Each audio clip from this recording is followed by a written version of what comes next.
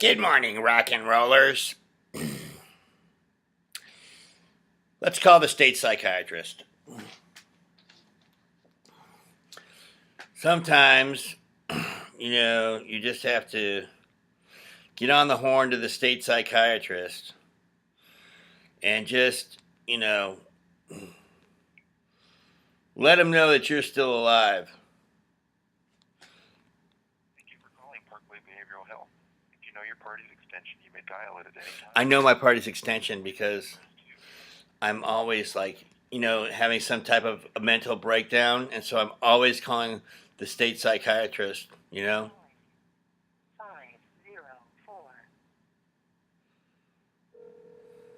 And he loves it too.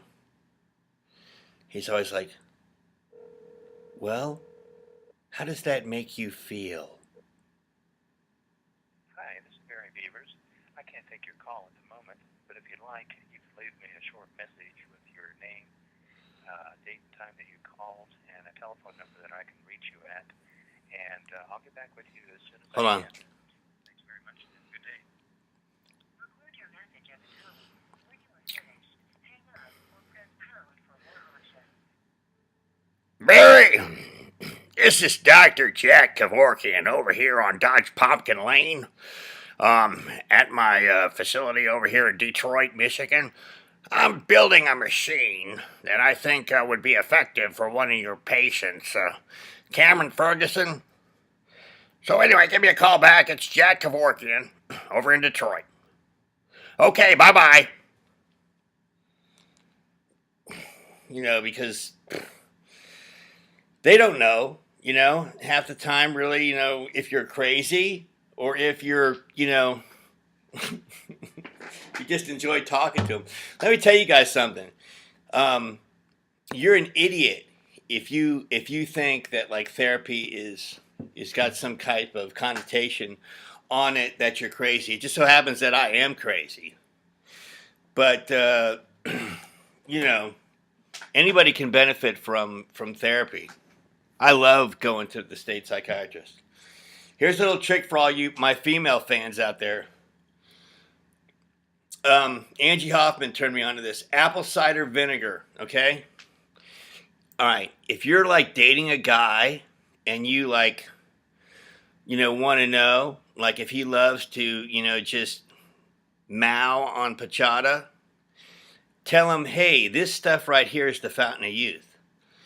Like if you're a chick and you're like, want to know if your guy, loves to, just bury his face in pachata. Or if he's just faking it, okay, tell him, hey, this stuff right here will make your body look like an Adonis. You'll look like Brad Pitt in Fight Club. But you have to, drink this 3 times a day. And see if he'll actually will drink this like 3 or 4 times a day. And see then if he'll like get a hankering for it. Like, I love it. Okay, it tastes, I crave it. Because it tastes exactly like you know what. Anyway, I'm going to try. I found a version yesterday on the internet. Who posted this? I want to give this guy props, man. Doc 1887. He finally posted a version. Somebody finally posted a version of Big River, which I think is the greatest song ever written. I mean, bar none, I think it's the greatest song ever written. Johnny Cash wrote it. And I mean, listen to this. Then I heard my dream, went back downstream, cavorting in Davenport, and I followed you, Big River, when you called. It says, a freighter said she's been there, but she's gone, boy, she's gone. I found her trail in Memphis, but she just walked up the block. She raised a few eyebrows, and then she went on down alone. I mean, to me, it's the greatest song ever written. And so this guy finally posted one. Everybody's been posting it in the chord of G, and this guy finally posted it, in the chord that Johnny Cash sings it. Because Johnny Cash couldn't sing in G. I'm gonna try it, see if I can do it. It's got some tricky chords.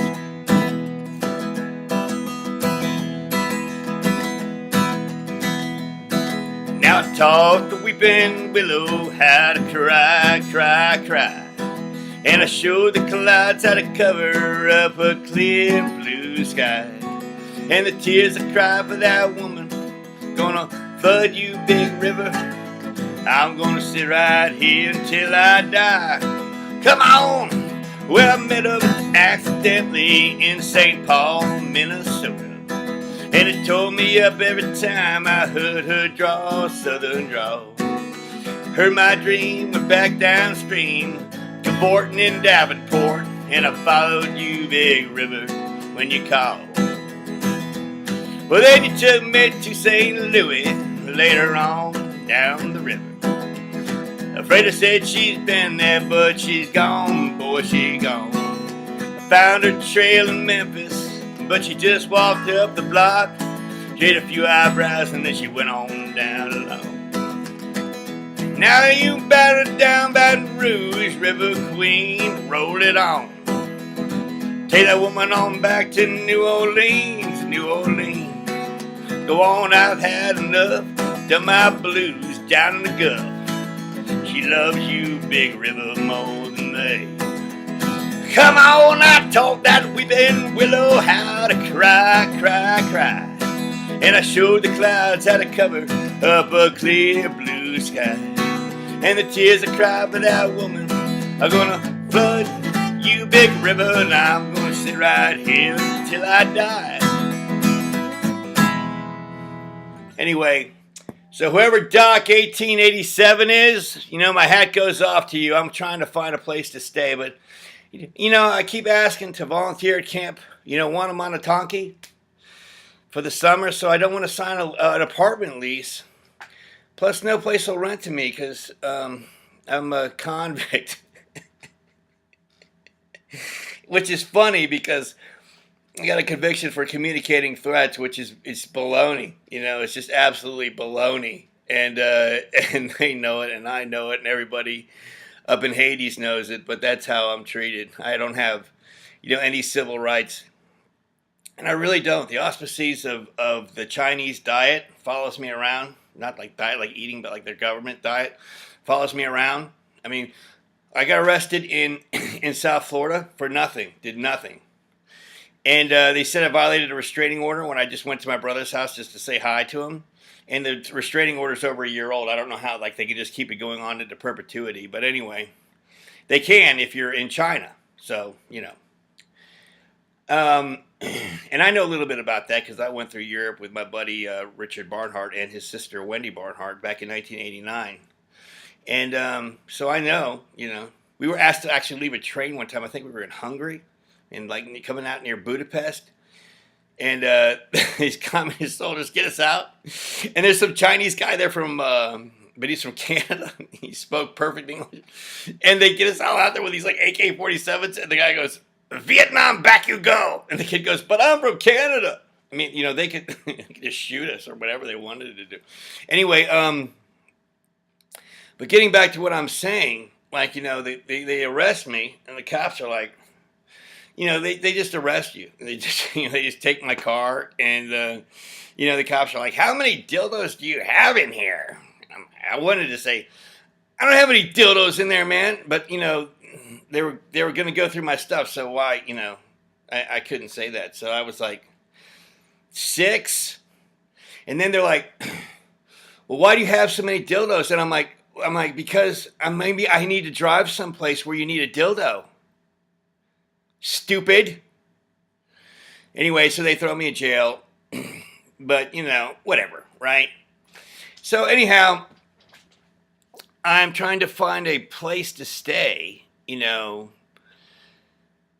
and which doesn't mean I'm, oh, by the way, you know, I might, you know, be a highly sexual creature, okay? But I'm a monogamous sexual creature, okay? You know, believe me, I love Nurse Criminal. I've never, in my life, had a girlfriend as hot as Nurse Criminal. And I've had hot girlfriends. You know, hot girlfriends. Okay, but I mean, at my age, having somebody like that is crazy. Okay, you know. So, you know, believe me, I am a monogamous sexual freak. I'm a woman's dream. A comedian on the street and a freak between the sheets. Anyway, trying to find a place to stay. But I'm trying to work at Camp Wannamonatanki, so I don't want to sign a lease. Plus, again, they don't rent to convicts. So, whatever. I'm going to have to bounce to another hotel, which stinks. I hate doing this. I hate moving from hotel to hotel. And I started at the VA as an escort. Not what you would think, but like you push the Vietnam veterans and the other veterans to where they need to go, to take them to X-ray or whatever next week. And as a volunteer, again, I'm trying to volunteer at Camp Wannamonatanki, so I'm hoping I'll get to stay there this summer. So I don't want to sign a lease anywhere. I keep waiting to hear from them. So I'm going to have to try to find a new place to stay because I have to be out of here on Thursday. Anyway, y'all have a great day today. And my thanks goes out again to Doc1887 for posting this, because I think he did a great job. That's exactly how Johnny Cash plays it, in my opinion. And y'all have a great day today. And, oh, by the way, let me tell you something about old Camp Wannamonatanki. I call it Camp Wannamonatanki because, when I was a kid, it's a little bit different place. It's owned by somebody completely different, so I don't want to, you to give the impression that it's the same place. I believe they've kept the spirit of the camp, alive, but let's just think a little bit more crazy back in the 70s. One time I was climbing up they're trying to teach you how to trust the rope, so they just wrapped a rope around a branch of a tree.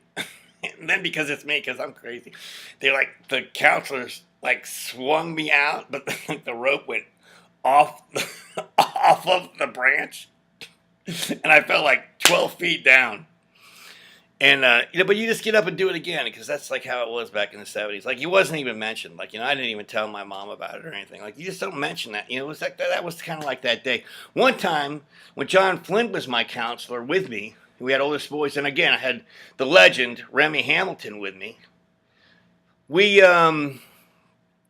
this is crazy, but we were camping, and Remy, there's just something magical about Remy, but we went off, and we were on the road, and these girls came by in a truck, and so I stuck my thumb out, and these girls were like, get in, and we went back to their cabin, and we fooled around with him. I was with the blonde. He was with the brunette. And then we made it back to the campsite later on. They dropped us off. Somebody was crazy. And John Flynn's like, whoa, well, thanks for just leaving me here, you son of a bitch. Anyway, y'all have a great day.